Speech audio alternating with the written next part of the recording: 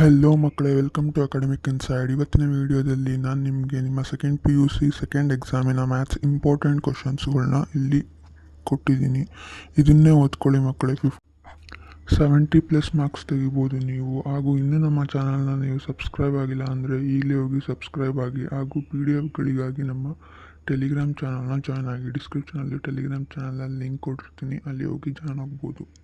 ಏನೇ ಅಪ್ಡೇಟ್ಸ್ ಬೇಕಾದರೂ ಟೆಲಿಗ್ರಾಮ್ಗೆ ಹೋಗಿ ಈಗಲೇ ಜಾಯ್ನ್ ಆಗಿ. ಹಾಗೂ ಏನೇ ಡೌಟ್ ಇದ್ದರೂ ಕಮೆಂಟ್ ಸೆಕ್ಷನಲ್ಲಿ ಕಮೆಂಟ್ ಮಾಡಿ.